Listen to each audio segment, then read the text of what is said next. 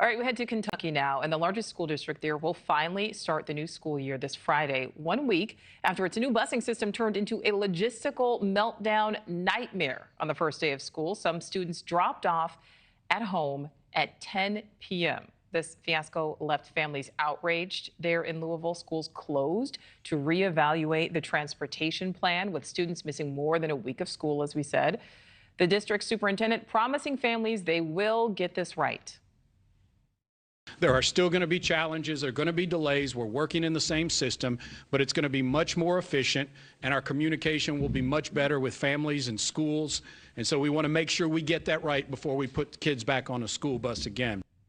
The busing system called Alpha Route has pitched their product as a way of saving money and smoothing out complex bus routes nationwide. We are learning 2 school districts in Ohio dropped this company last year after having issues similar to this. So let's bring in now Taylor McGovern-Usella. She has 2 children enrolled in Jefferson School District. Taylor, thank you so much for giving us some of your time. At least we hear the superintendent acknowledging the problem, working to address it. But how big of an impact has this had on your family, and have you had to come up with workarounds? Yes.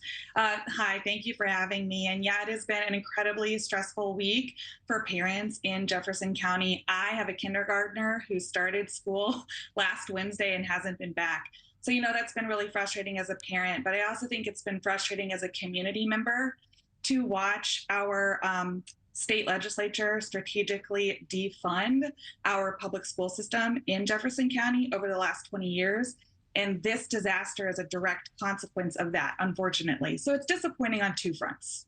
Well, and Taylor, so that's my question. We're hearing about understaffing all across the country, but we're not seeing situations where students are returning home at 10 p.m. That just is unbelievable. Has the district had problems like this before? Do you know what happened last year? Yeah, so, the state of Kentucky has actually been defunding public education for about 20 years now.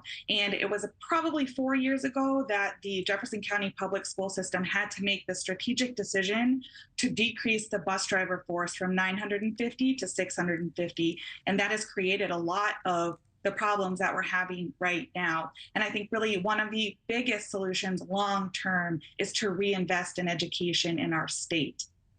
And Taylor, I do want to make sure people know you are running for city council there.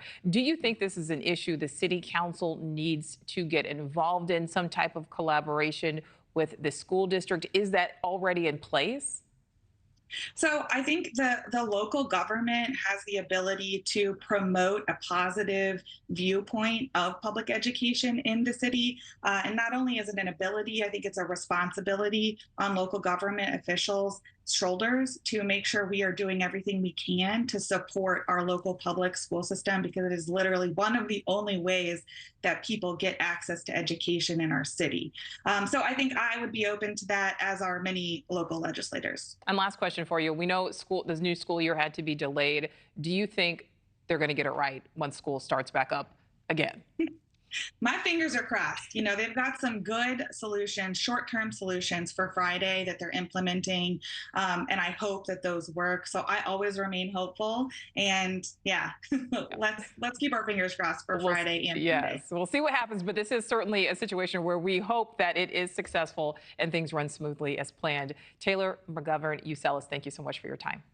Thank you. Thank you for watching. Go to newsnationnow.com to find News Nation on your television provider. And don't forget to click the red subscribe button below to get more of News Nation's fact-driven, unbiased coverage.